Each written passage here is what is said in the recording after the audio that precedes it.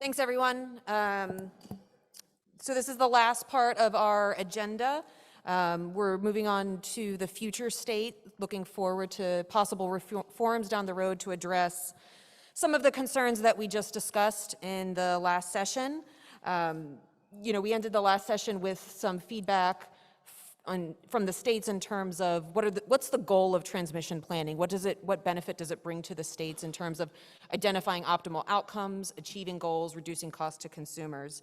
And so I think that that's a good place to pick up the discussion here in terms of going forward and potentially taking on some more forward-looking, holistic planning that might account for anticipated future transmission needs. So I'll tee up the first set of questions here, and I'm going to actually open it up first to the FERC commissioners to respond to these questions and then turn it over to the states.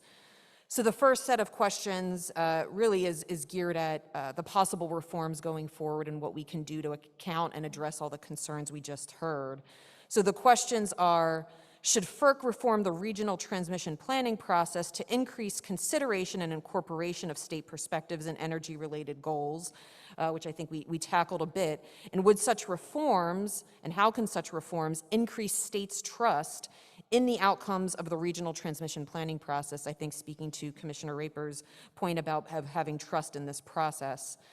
Should, and if so, how can state perspectives and energy-related goals be considered during and incorporated into a forward-looking regional transmission planning process, one that particularly accounts for anticipated future generation needs? And then should, and if so, how can the regional transmission planning process help states meet their energy-related goals more efficiently or cost-effectively? So I know there's a lot packed in there, but let me turn that over to the FERC commissioners, potentially Commissioner Clements, if you want to start us off. Thanks, Liz.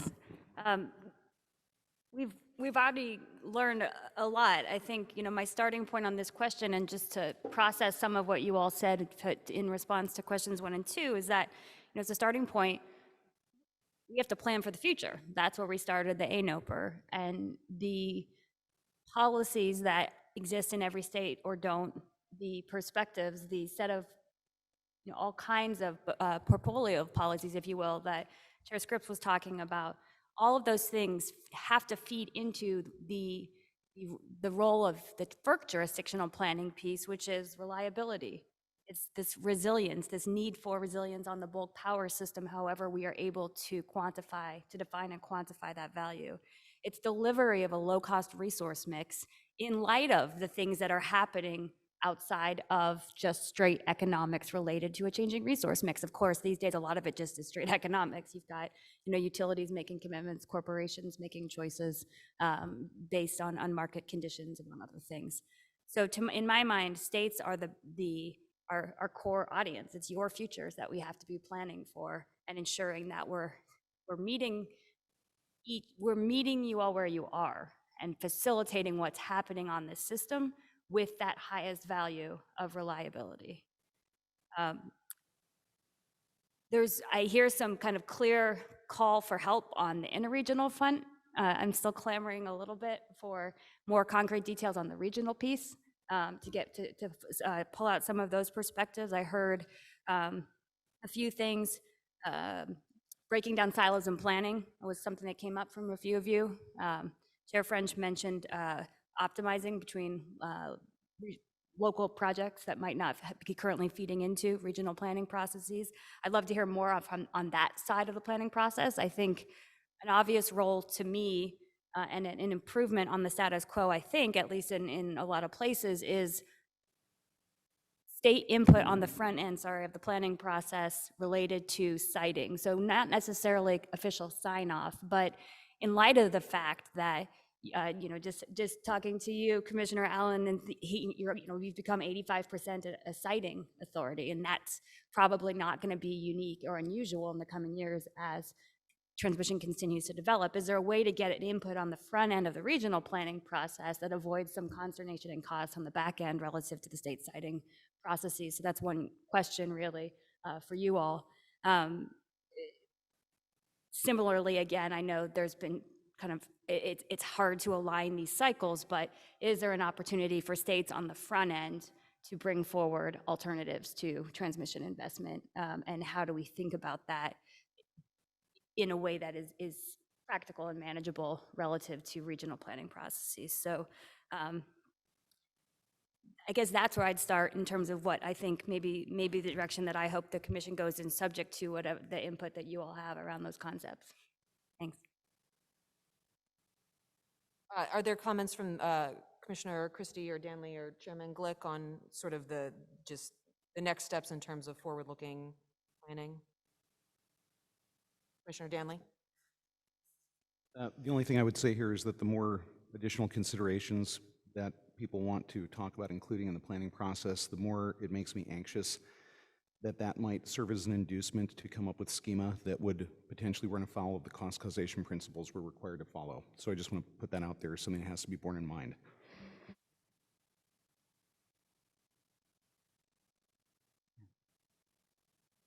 Any, I guess, reactions from the state commissioners or direct answers to the questions? Maybe I'll start with Commissioner Raper.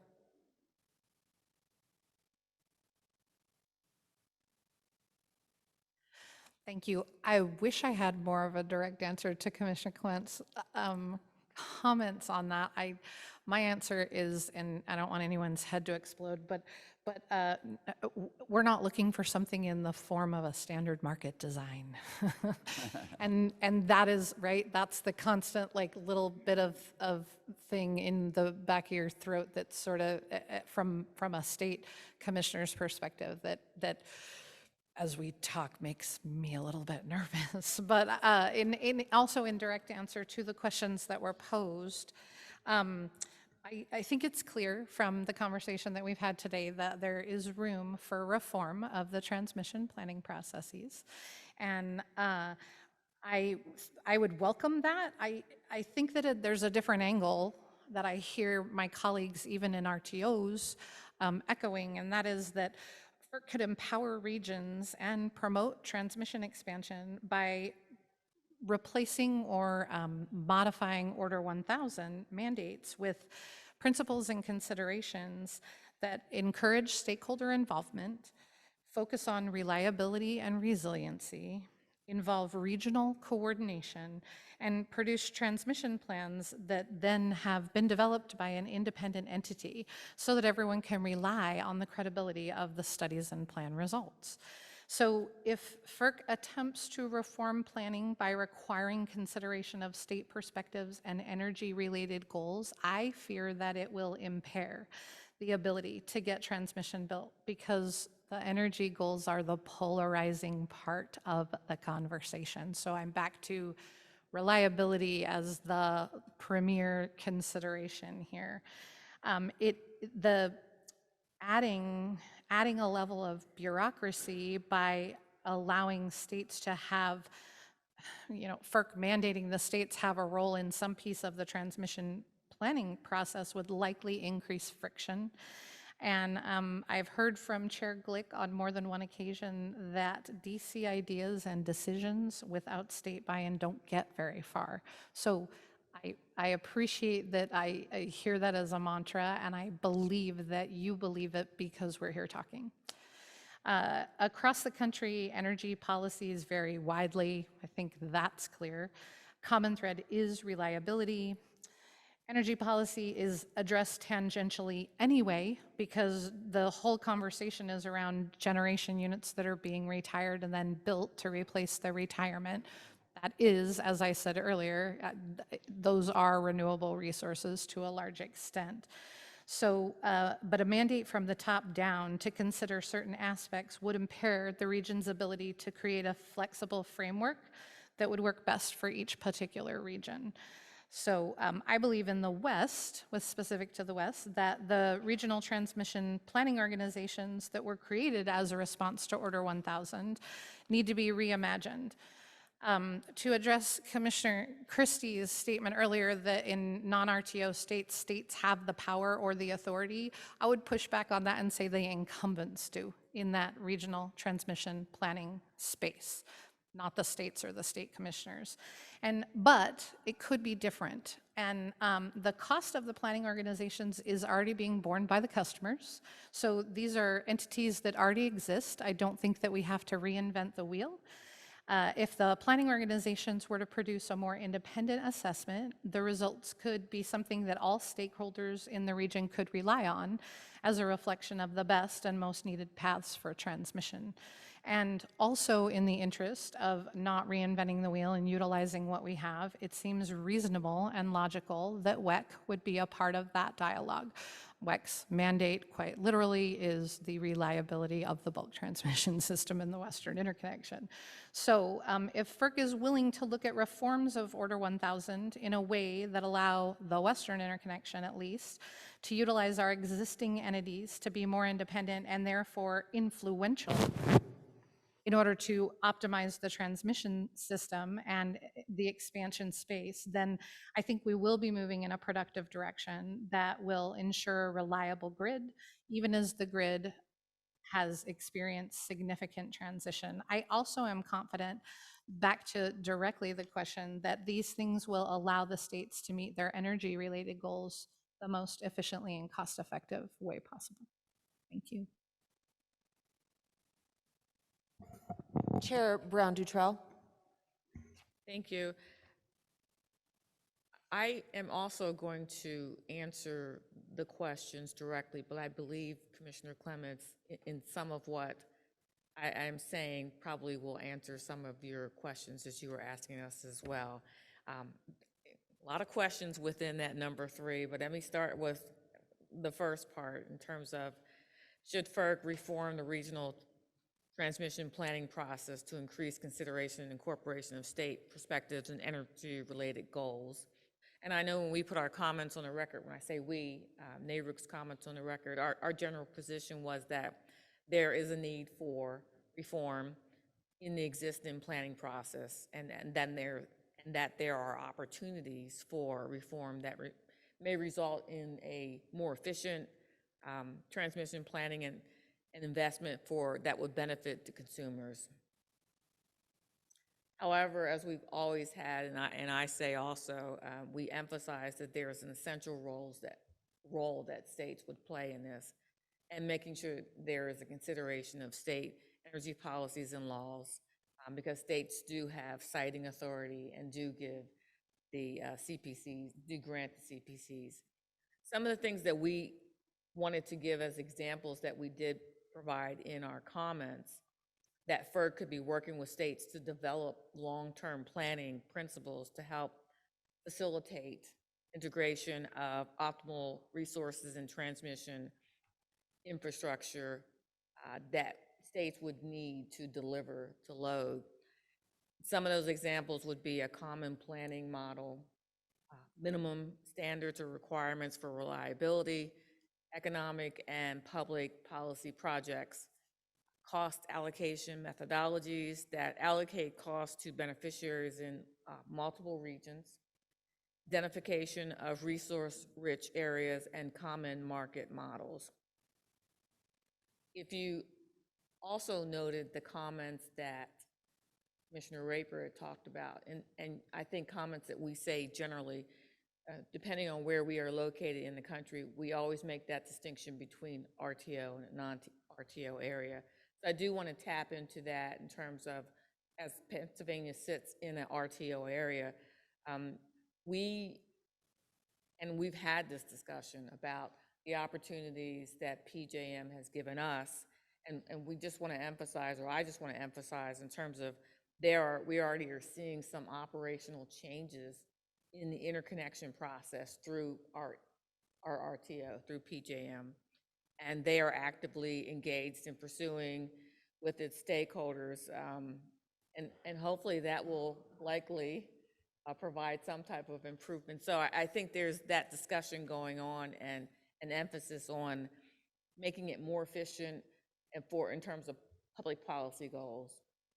A second thing I wanted to note also, just focusing in terms of the RTO, is that when it comes to regional transmission planning, the PJM's process does consider and incorporates state energy-related goals and states have the option to pursue and sponsor their own policies. And we discussed that previously in our discussion when we were talking about New Jersey and the state agreement approach. So that is there in an ongoing discussion within our RTO.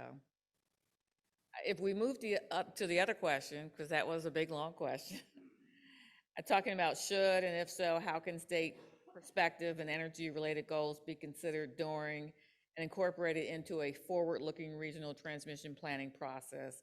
Once again, NARUC, through its comments, did discuss that and believes that a forward-looking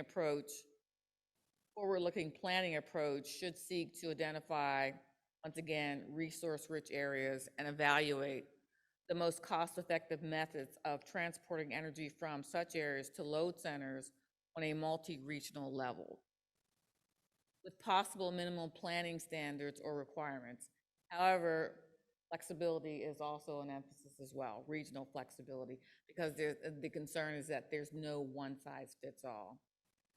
Better identification of transmission benefits. I believe FERC should require regular regional planning process that considers the reliability, economic, and policy benefits of every transmission project, including those transmission enhancements and replacements currently planned through individual transmission owners' planning processes that are currently not required for compliance with RTO or ISO criteria, and therefore not subject to regional cost allocation and other transmission planning principles that are expressed in FERC Order 890 and 1000.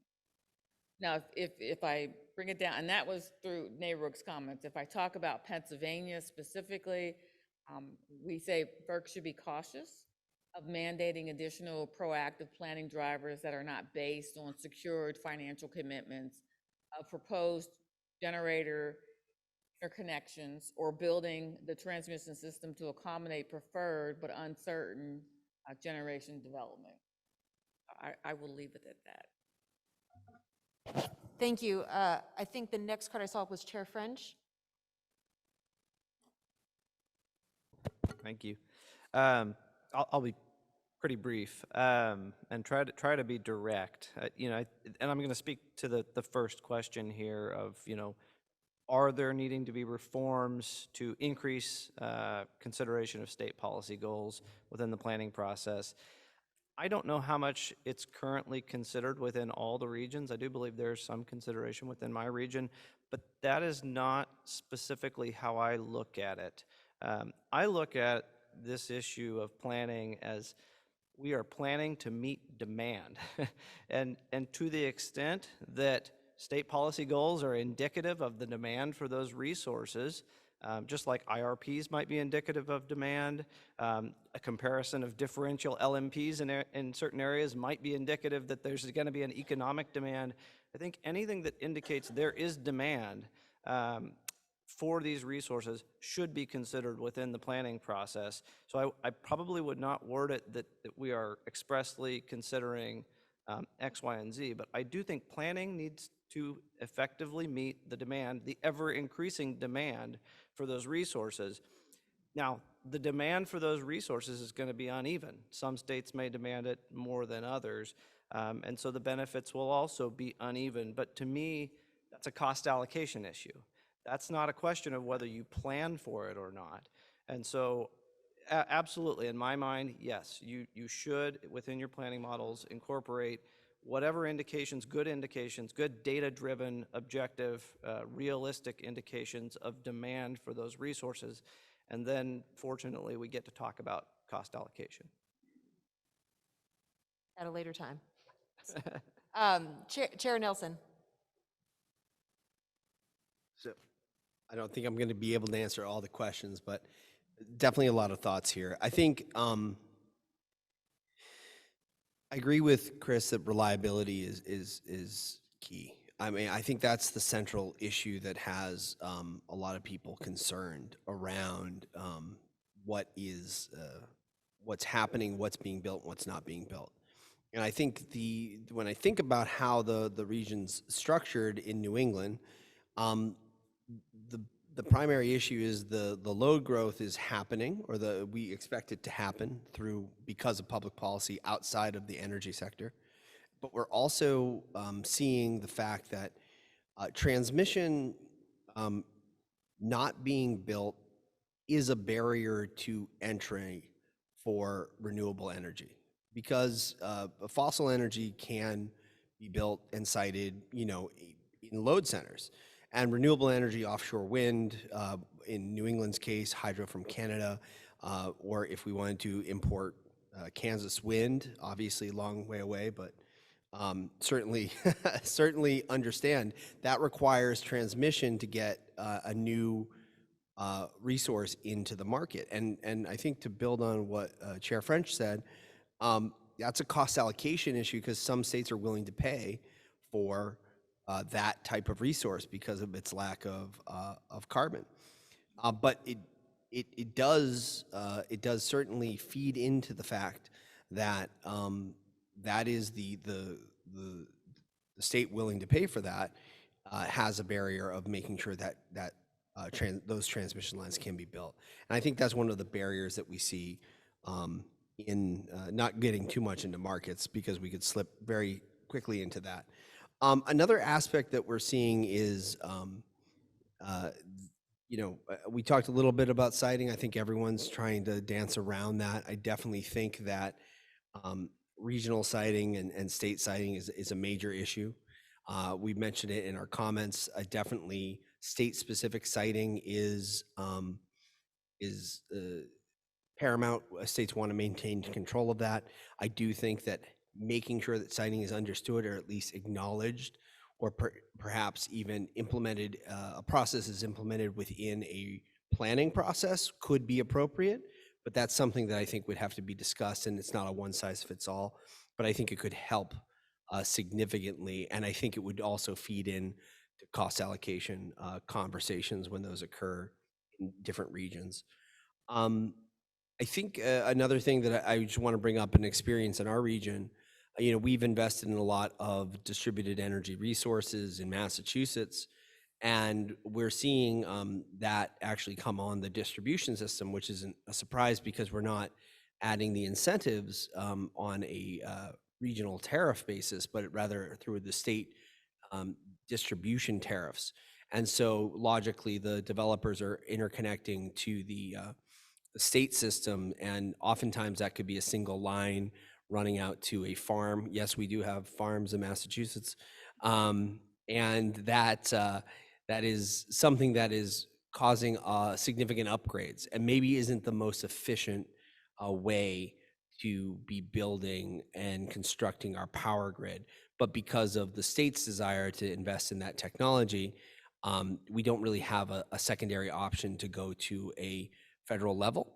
But that is triggering interconnection upgrades through cluster studies that are upgrading the distribution system, and also impacting the reliability of the transmission system, which is something that we are working closely with our ISO New England partners on.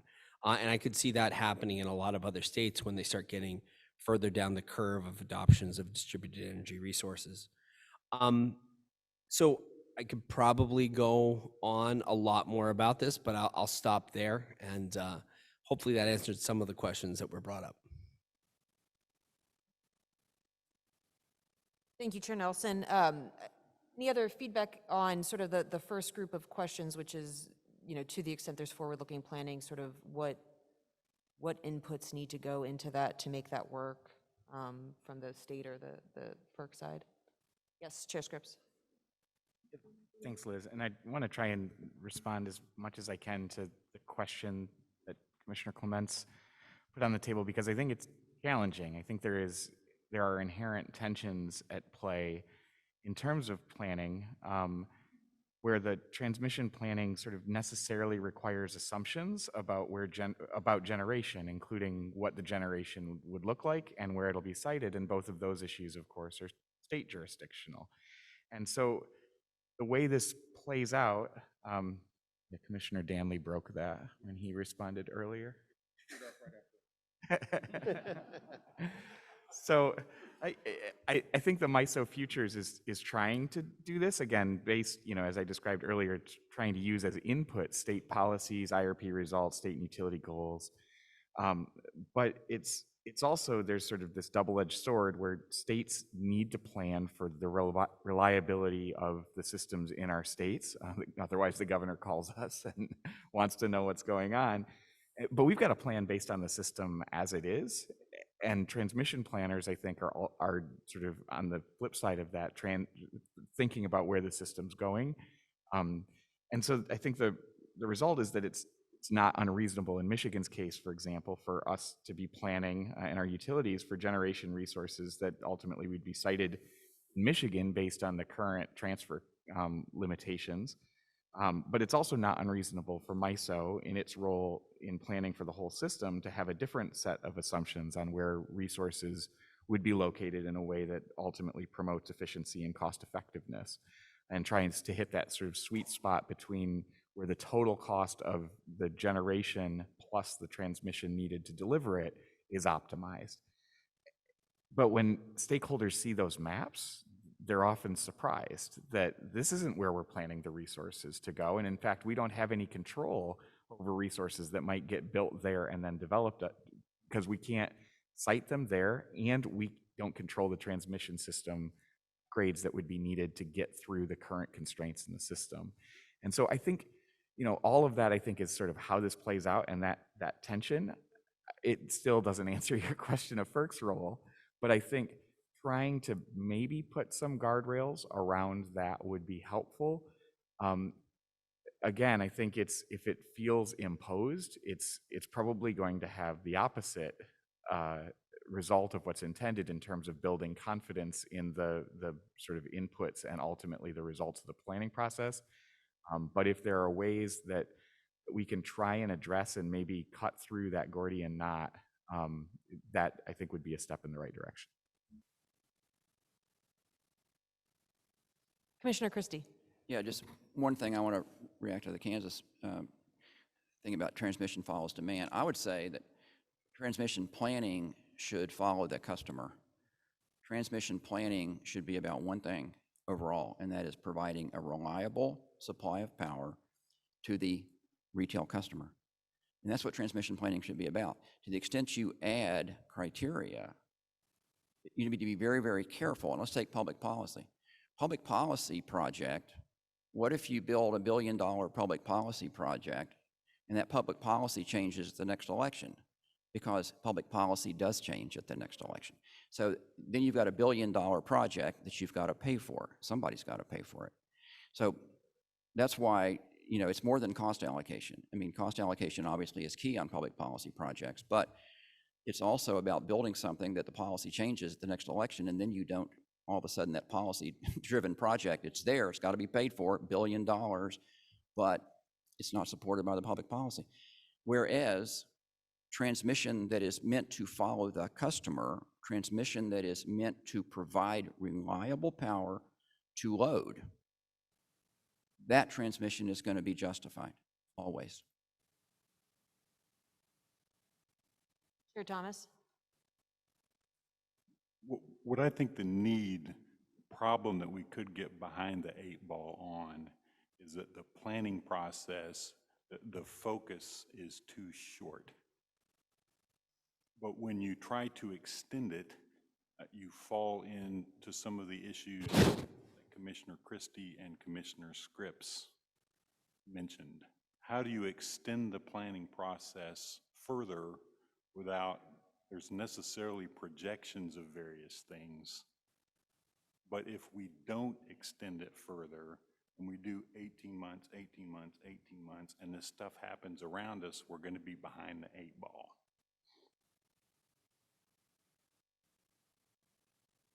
Commissioner Allen.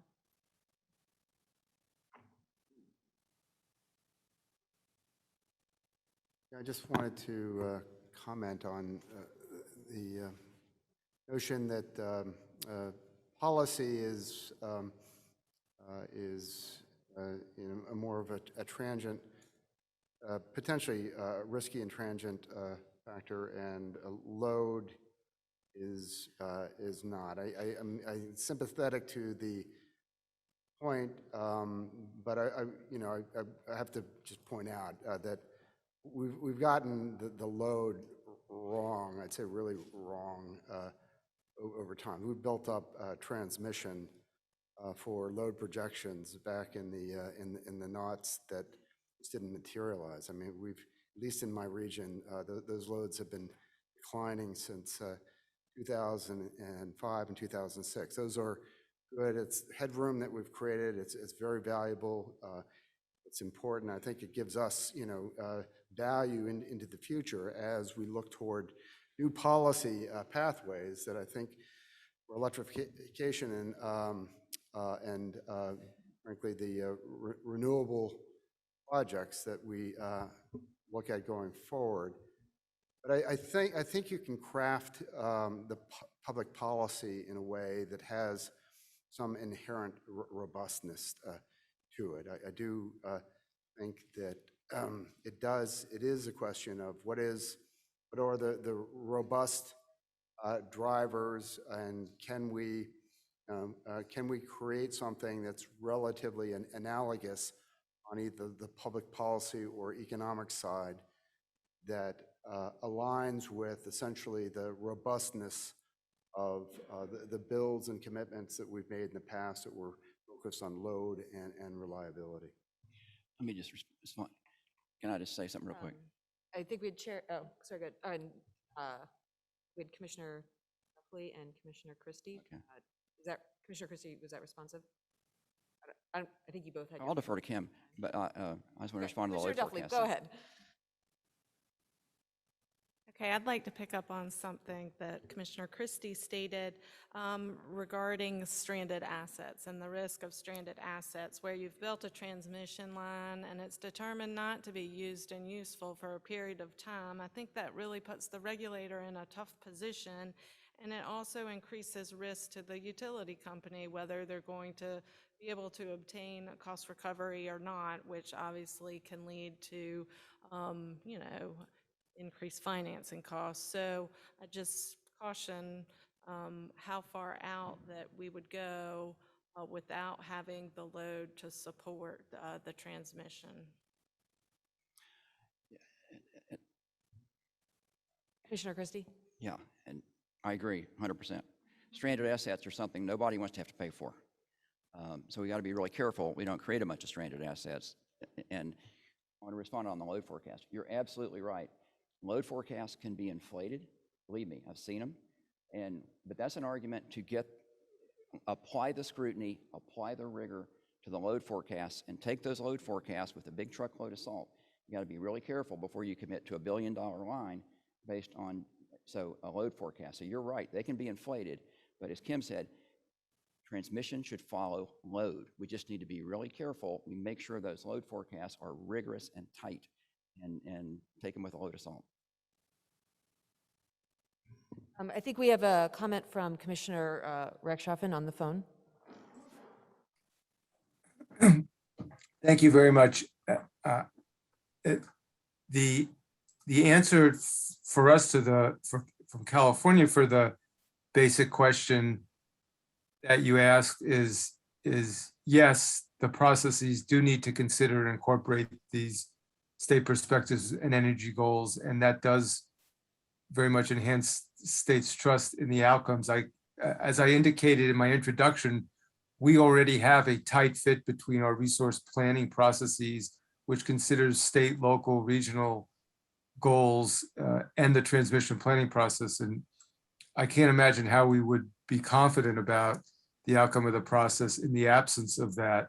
I wanted to just take this opportunity to channel another state in the West. It's not only California or Idaho, but the comments from our colleagues at the Oregon Public Utilities Commission, who feel very strongly that there are gaps and they in the planning process, and they urged FERC to really lean in and set higher expectations for regional planning. And they said, absent those higher expectations, the regulatory bodies lack a foundation for evaluating whether the investments are in the public interest and whether they should be receive cost recovery from ratepayers. And they articulated, they suggested that the regional the regional bodies should identify regional transmission needs in a range of solutions in a way comparable to how utility IRPs are developed. And then they articulated some of the data gaps they've been seeing in the northern grid, the Western regional process, where there's incomplete data from that's submitted to the planning authorities that doesn't consider all the policy options, doesn't consider projects, only considers projects that have been proposed, not alternatives, and has an unduly short time horizon. So those are some specific recommendations from Oregon, at least, of the kinds of information that they would like to see the regional planning bodies take into account in conducting their analyses. Thank you. I think Chairman Glick is next, and then I know other cards are up. Thank you. So a couple points I just wanted to make, one of which, and I understand completely the goal here. We don't want to have a plan for transmission and have it get built and then not be used and obviously stick consumers with an enormous bill. On the other hand, we can't treat this, I don't think we can treat this process as exact science, because it's not. And there's ways to reduce the risk, obviously probabilistic determinations and so on, and scenario planning and the rest. And I'm not an expert at it, but I know that's, a lot of people are advocating for that. But I think, we know we may not have agreement among the states on all policies. PJM is probably a perfect example of that. There's states with a wide variety of views on different types of generation resources. But I think, Chair French hit it on the nose, which is, we're talking about demand here. So I think we're a little too focused on public policy, and obviously that's a big part of the discussion. But a lot of we know where this is going, and it's not necessarily all being driven by state public policies or even federal public policies for that matter, although some of it is. But some of it's being driven in large part by the demand out there. We know, and people recognize that climate change is a big issue. They want to address climate change. And so I think you're causing just as much damage by not being anticipatory enough in terms of your transmission planning. If you did every 18 months or whatever it is that the traditional planning process is, if you really didn't look beyond that, you'd actually be in a situation we'd be much worse off. And I think we need to weigh that against the risk of maybe not being 100% accurate in terms of where the states might be in 5 or 10 years. Chair Thomas, I think you were next, then Christie, and then Chair Nelson. Oh, okay. On this issue, there are going to be significant regional differences. In SPP, there's more generation in the queue than there is load. This is an export issue, and if we're going to use our markets to mitigate the cost of carbon mitigation, you can't say no load, no nothing. There's an export issue, and that's going to be different from region to region, but that's acute in the SPP area and to a lesser extent MISO. Chair Nelson. In New England, I'm regional differences, right? The concept of having an unused transmission line is just baffling to me. That is a boogeyman we are not concerned with, just because of the lack of space and the need and the expected load growth. My original comment, too, I just wanted to point out something that I think could be helpful. I think we have concerns around the fact that ISO New England looks like it will be switching from a summer peaking system to a winter peaking system in the future. We do integrated resource planning on the gas side. We don't, obviously do it. We allocated that to the RTO and the ISO New England on the electric side. But the planning standards we use on the gas side for our winters are much more stringent than the ones we use in the summertime. And so we have a 1 in 50 standard for our gas system because of how it runs, and we plan for 2-week cold snaps and things like that. And that's something that we're definitely want to make sure that the customers who will be using electricity in the winter are getting served and are ready for that type of cold period, especially after the events of Texas. And I think, you know, we've heard that clearly from ISO New England that they're concerned about that too. But that's one thing that we want to make sure that we are incorporating when we're looking at the planning standards and how load is actually changing, because it's more dynamic than just more, but it's more in periods where, you know, the primary fuel, natural gas, is not available.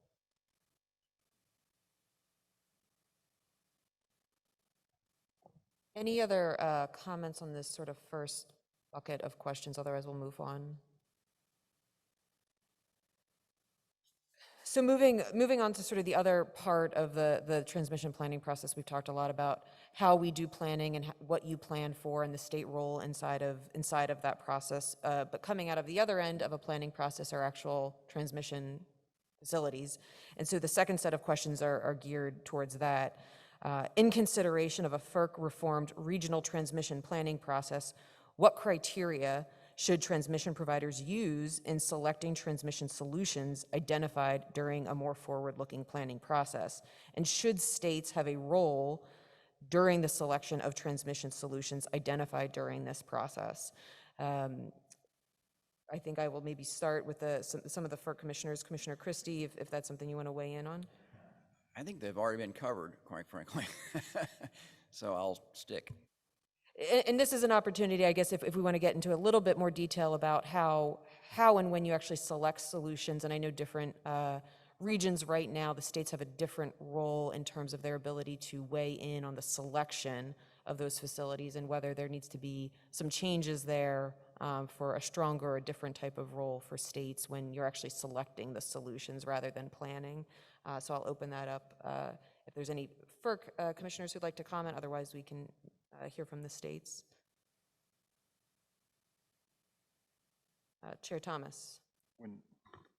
When we look at our current model, I think it was largely a result of the '03 blackout. That was the impetus for RTOs.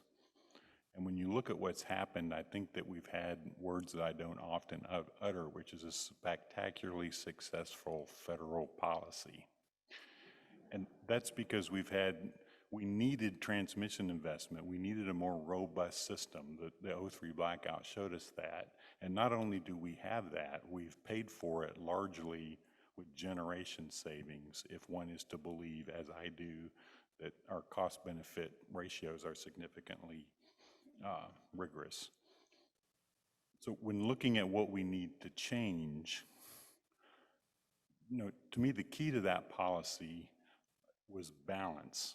It was a federal policy, but it had state backup, authority that's rarely used, but because it's there, and the utilities and the RTOs in our region, and when I say our region, that's short for no capacity market regions.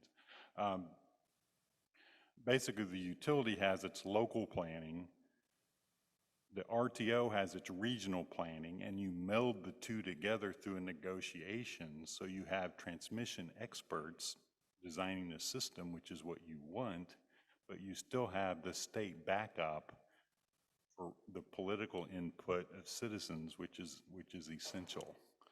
Maintaining that balance, to me, is important to building out the system. I worry that that balance could be disrupted. We have the new backstop authority. If the balance gets disrupted by that, then as politics works like whack-a-mole, and people that don't have a remedy go seek something else, and what that always is litigation.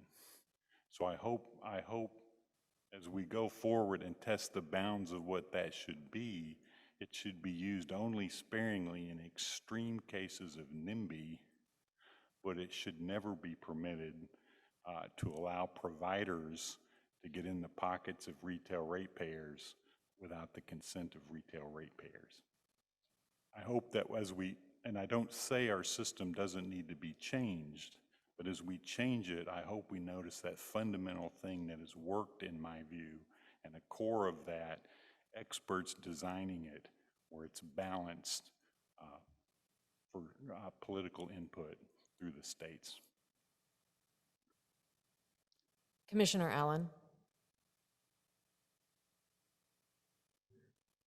So in order to kind of respond to the first part of the question, I actually have to kind of infuse a little bit of what I had mentally in mind. I was envisioning that a reformed regional transmission process might include more drivers of demand than load, that it would include economic, it would include public policy. And if you make that choice, if that's the path that you go, I think you can still kind of stick with the deterministic approaches that exist in doing forecasts, good or bad, to make decisions.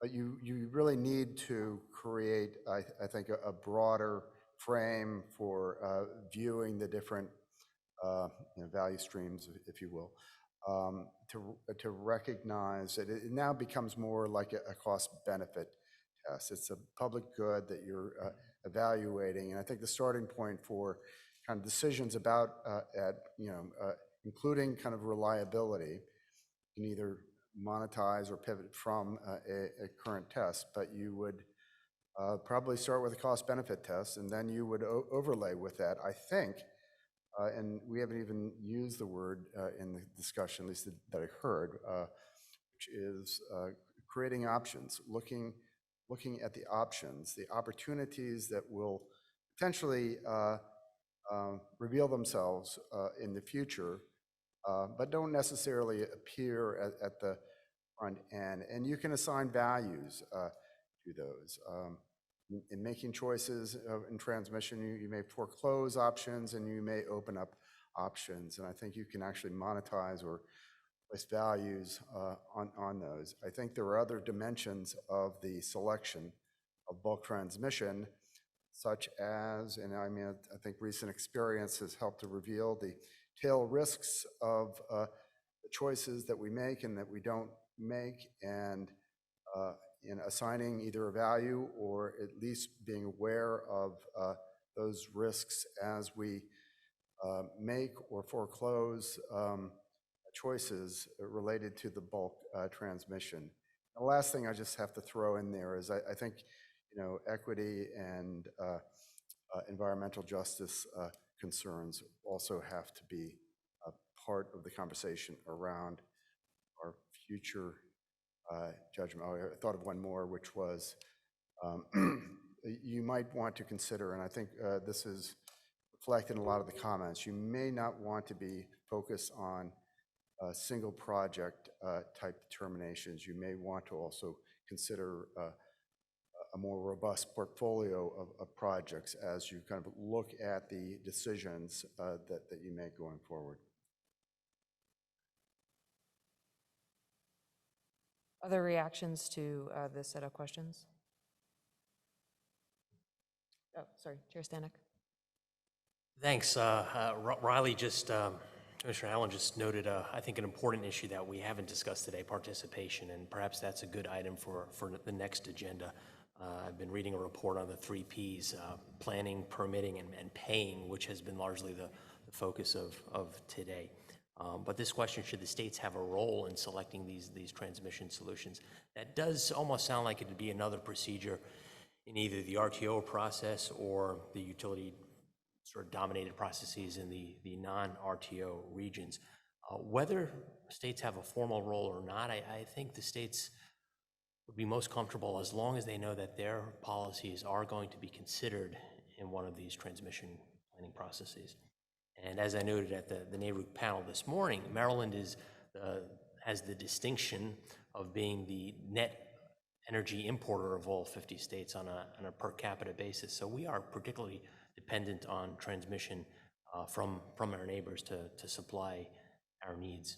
So as long as we have some degree of confidence that our public policies are being respected, and we have an aggressive 50% clean by 2030 and 100% aspiration by 2040, I think that'll go a long way to addressing the concerns of not only the Public Service Commission, but also our state energy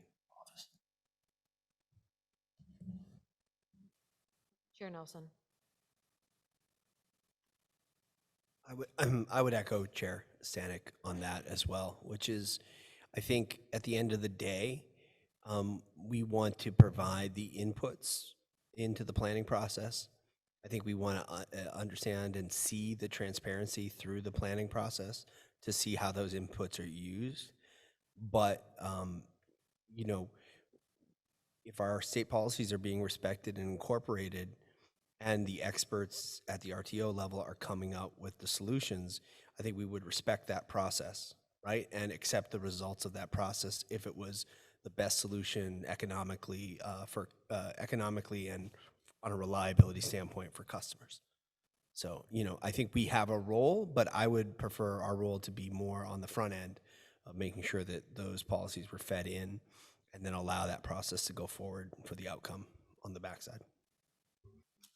Thank you. Other comments on this question, and or I guess if not, if we can also, if there are other questions that the task force members wanted to ask, we can do that too. But Chair Scripps. Yeah, I wasn't going to speak again, but I just wanted to add one thing to what Chair Nelson said. I agree with all of that. The one piece I'd add is that the ability on the back end then to identify alternatives. I think the planning is really important, and then the set of projects that ultimately come out of that planning with a rigorous process is great. But I think you can further enhance the trust in the process by understanding that once the projects are identified, if there are alternatives, including non-wires alternatives to what is being proposed, that there is some process then to capture those if they're in the best interests of the customers. Commissioner Raper. I just sort of want to put it out there in the ether that I feel like, at least for my state, and I think for many of the Western states, that a lot of the state's interests are considered whether the commissioner is sitting at the table anyway, because those utilities have to come back for us for recovery of those costs. So they are not blind, right, when they go into these processes, when they have this dialogue. So I just sort of want to put that out there, that for all we're talking about in the scope of where we as commissioners, as state regulators might want this to look, that the reality of that practice is, I think, in most areas, right, when they have to come back to the state regulator for recovery of those costs, I feel like for us that there is decent consideration of what they think our interests might be when they're choosing those variables and deciding on those projects on the front end. Commissioner Duffley. I just wanted to pick up the conversation between Chair Scripps and Chair Nelson with respect to when should the states have a role, either at the beginning or the end, and wanted to bring up the state agreement approach within PJM. I think that that is a workable framework where a state's public policy inputs are recognized in the regional plan. And with respect to inputs at the beginning versus inputs at the end. Within an RTO, we've heard here today, the states can be very different and have different goals and different interests. So if you're putting the requirement at the end, should the states have a role for the final say on what the transmission, you know, I just caution that potentially, even though I'm an optimistic person and I like to think that we can all come to resolution and solutions, but you have to question whether that might hinder transmission development because you have one state stating, well, I think this line is the best because it obviously helps that state, and you have another state saying, no, RTO, we want to pick this line. So I just bring that up as a concern.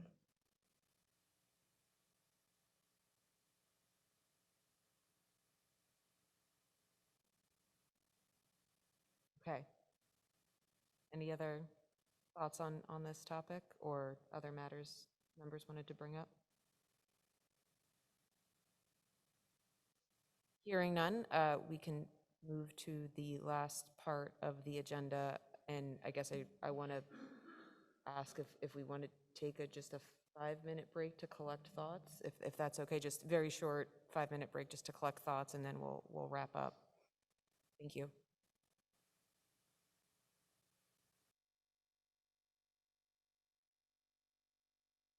could take their seat, we'll wrap up.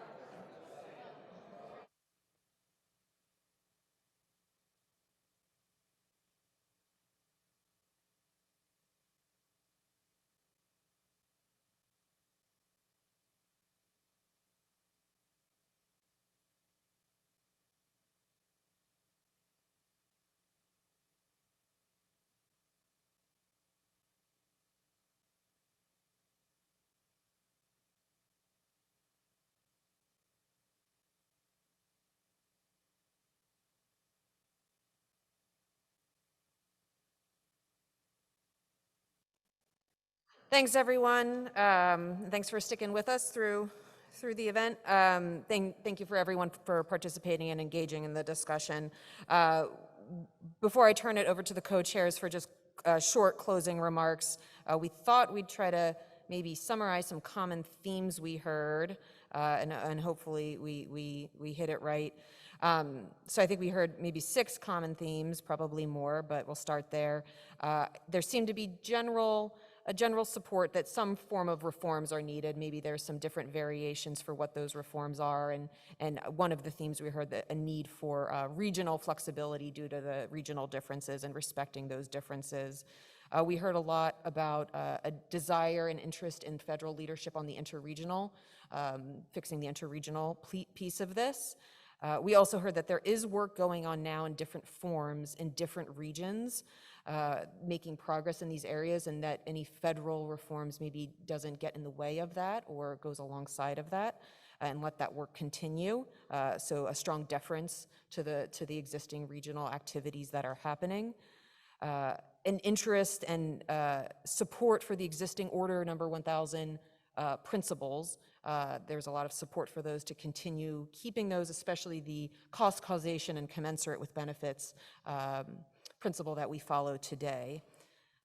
There was also, I think, a theme that reliability needs to continue to be at the center of transmission planning and a core part of what we accomplish with transmission planning, and cost-effective solutions for customers. Finally, I think at the end of the discussion, we heard a strong interest that there is respect and consideration of state needs at the early stage of the transmission planning process, that those needs are heard and considered during the transmission planning process with a strong need for transparency. So I think those are a few of the common themes we've heard, probably others, but I wanted to just wrap that up there. But I'll turn it over to Chair Stanek and then Chair Glick. Liz, thank you. You did a good job. I only had about half of those common themes listed on my list here, but you're a much better note taker. Well, 4.5 hours ago, my hope and aspiration was that we would develop a collegial partnership through a clear dialogue, and I think we were able to claim success. That definitely has occurred today. Obviously, this was just the first of hopefully many meetings, but not too many meetings, because I did hear another theme, a theme of urgency. That we have a situation with respect to transmission that needs to be improved and reformed in the near future. The last thing we want is uncoordinated transmission planning and development that we all know will increase costs on all customers over the longer term. So I have hope that this is just the start. I know we'll hopefully have another meeting early next year, and then we'll continue this dialogue. But on behalf of the N10, we'd like to thank our FERC colleagues for their willingness to initiate this joint task force, and we look forward to what's to come. Mr. Chairman. Thank you, Chair Stanek. I wonder if we should make T-shirts for the N10 or something for you all. We thought about that. I first, too, wanted to thank both Jennifer and Liz for doing a great job moderating, but even more so for their leadership and the rest of the FERC and NARUC teams in putting together this conference. It was a lot of work, and they did a great job getting everyone together. I also want to commend Chair Stanek for the work in terms of helping to put together the conference, but also working with the N10, so to speak, and getting you all organized. And also want to thank my FERC colleagues for taking the time and spending giving a lot of thought, participating in what I thought was a very useful discussion.